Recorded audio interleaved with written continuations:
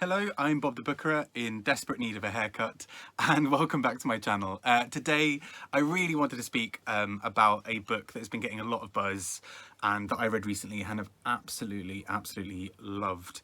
And that book is The Prophets by Robert Jones Jr. Now, this book I spoke a little bit about in my Valentine's Day video, but essentially it is the story of two men who are enslaved in the South, in the US, and the kind of cast of characters around them. But these two men fall in love, and it's a really beautiful and detailed story about their relationship and about how they manage to find some kind of peace and solace and togetherness and meaning in amongst everything else that's going on. So, obviously with tales and stories that are kind of concerned around the slave trade in the US and elsewhere, it is deeply traumatic and violent and brutal. But I think what makes this book just so absolutely special is Robert Jones Jr.'s writing is so tight but also so beautiful and so flowing, and so sometimes you'll get these sort of passages of maybe like half a page or a page where he just sort of describes a bit of the scenery or kind of an internal thought or anything like that, and it's done with just such love and beauty that it's kind of, for me, really undeniable. I just think just when you think, actually, this is so brutal and I'm not sure how much more I can take, he will then have the characters do something so beautiful and warm and tender and loving.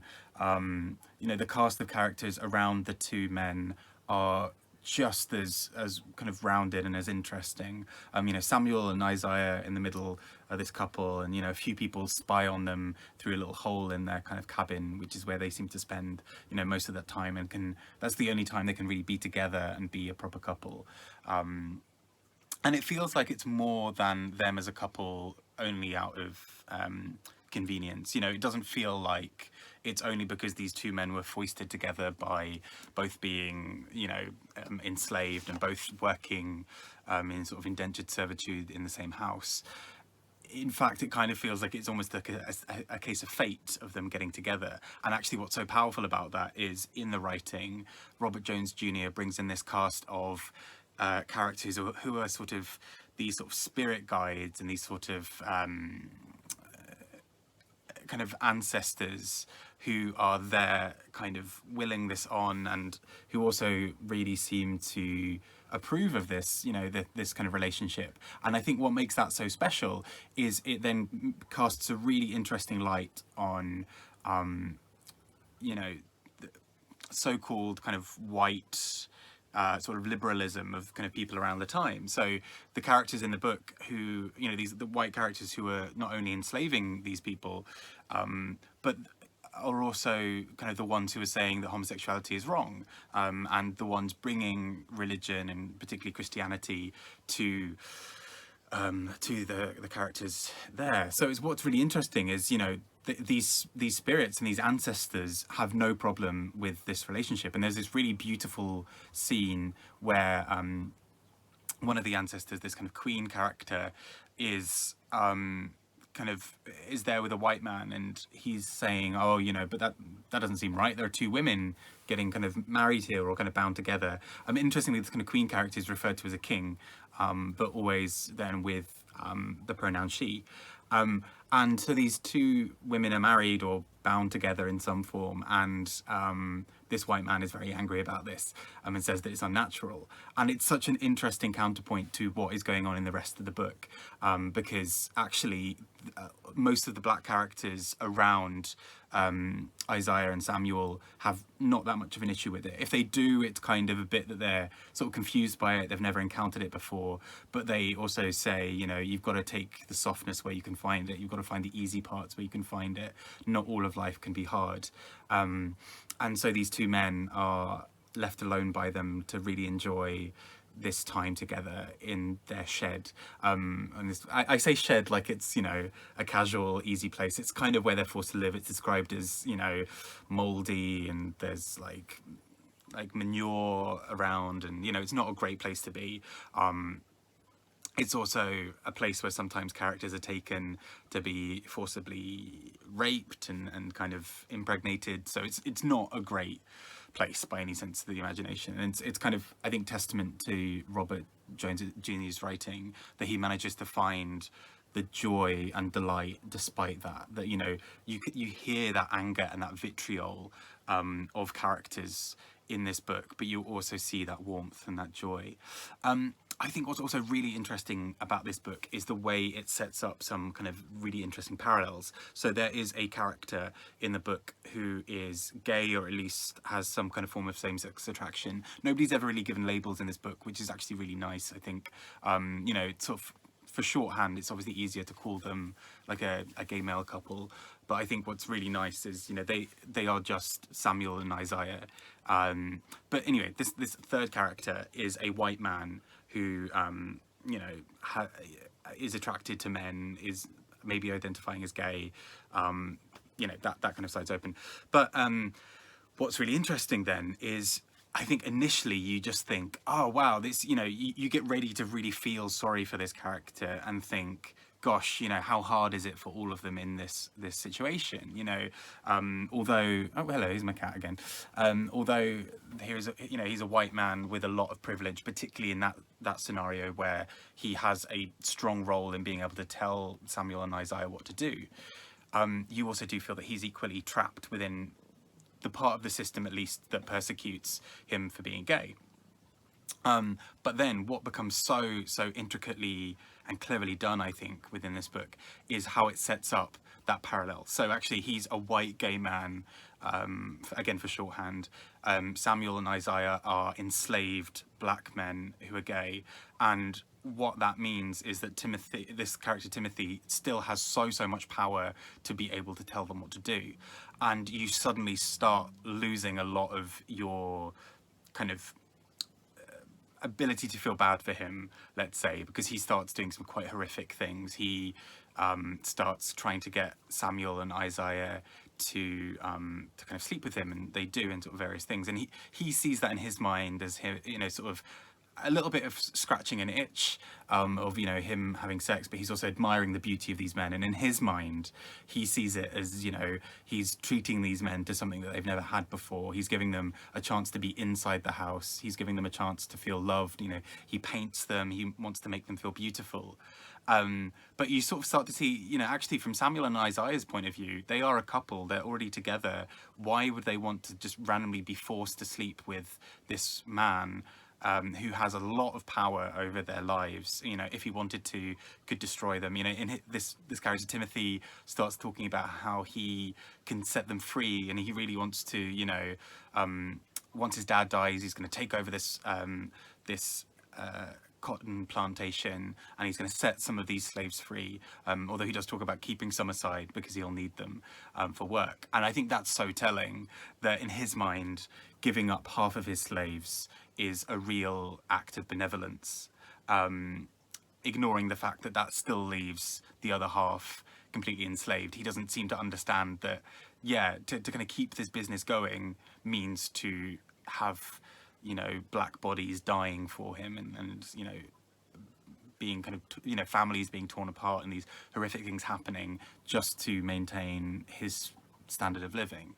And so although he's caught up because of his sexual orientation, and you know how that puts him in a weird place in this story, he then still wields a lot of privilege and a lot of power, and he uses it kind of terribly. Well, not kind of, definitely terribly. You know, he wants to, in his mind, give these two black men something that they've never had before, and he even sort of vaguely suggests a threesome at one point. And in his mind, this is all great, and he's the good guy. But actually, when you see it on the side of Isaiah and Samuel, they are having to do things that they really don't want to. It makes their relationship more complicated because they've both had to sleep with this man, and then in doing so, you know, they feel quite gross about themselves and almost can't talk to each other about this.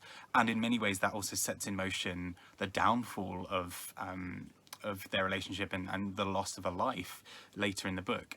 And it's just so powerfully done, because I think in the hands of a lesser writer, that could have so easily fallen apart as a discussion and as a concept. I think what is so brilliant about this is it's so tightly done. There's this big cast of characters, and at first it feels quite overwhelming because you are introduced to them almost chapter after chapter of just a chapter through someone else's eyes, but always relating back to Isaiah and Samuel. And then you get these absolutely stunning moments where it is the ancestors and the kind of forefathers and spirits talking to these characters. Also, my cat's attacking me for gesticulating now. That's great. I don't think she understands what I'm doing. I think she just thinks I'm waving them in her face. Anyway, but yeah, I think that's what's so powerful. You've got these characters, you know, these sort of ancestors who are there trying to keep an eye on their people and supporting them, and yet they are almost powerless to stop some of the brutality and the horrific effects of this sort of white supremacy upon these characters. And even, you know, as I was saying with Timothy, even at their most benevolent, very much quote unquote benevolent, they wreak incredible harm on people around them. I think this is such a brilliant book. As you may be able to tell from my ramble about this, I just think this is stunning. From the first few pages of reading this, I just knew I was in the hands of a really special author and a really special tale. Again, I think this book, in this kind of concept of an idea of a story, could have been done so poorly in the hands of someone else. The tightness of this, the fact that we never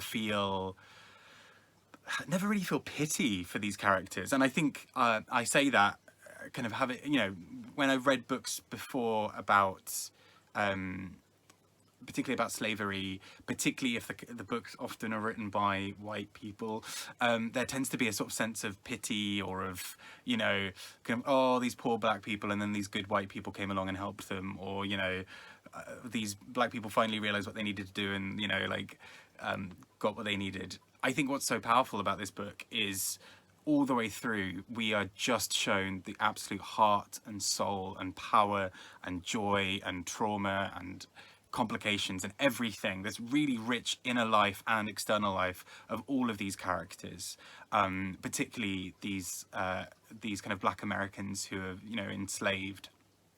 And I think what's so powerful is we see so much through their eyes and just realize through their eyes what is happening around them, to the extent that when Timothy is doing all these horrific things, we know that Timothy is awful, actually, in many ways. He just is perhaps slightly less awful than some of the other characters around him, but that doesn't take away any of his awfulness, because he still does horrible things to many people.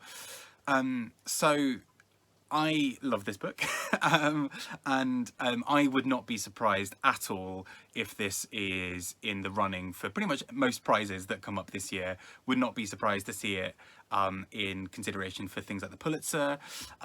Definitely, I think this is going to be... Oh, there's my cat again. I definitely think this is going to be a likely one for something like the Booker Prize. I think if this doesn't make the long list of the Booker Prize, I'd be incredibly surprised. And then if it does make the long list, I would not be surprised in the slightest if it made the shortlist, and then if it won. I think it's that powerful as a book, and that brilliant. And I cannot believe how lucky we are to be in the presence of this book. I know that sounds really overblown and ridiculous and hyperbolic, but I just think that this book is just such a rare delight, which I think is actually a rare marvel, is what Ocean Vuong calls it. But I just think it's brilliant. I'm really worried that, you know, saying this will sort of overhype it and that some people might go into it expecting certain things. I went into this expecting that I might love it, and as a result was kind of gearing myself up for not liking it at all, and ended up loving it. And my cat seemingly also has some things to say. But for me, yeah, this is just an absolute treat, and I think one of the books of the year, definitely, but at this stage so far. I mean, we're only in February, but I cannot see that many other books that will really reach the same level of love for me as this one. So yeah, I really hope you enjoy it. If you have read it already, let me know your thoughts. I'd really love to hear it, particularly, you know, if you didn't get on with it, or if you have some sort of other feelings about some characters. Equally, I would love to hear some other things that you know, if you really loved it, and other books that you've read that maybe are similar or maybe have some kind of crossover with this book. I would love to hear about. Yeah, I hope you enjoy it. And as always, I've been Bob the Bookerer with my cat, who is now back on my lap. And I hope you have a wonderful time and enjoy reading. Take care. Bye bye.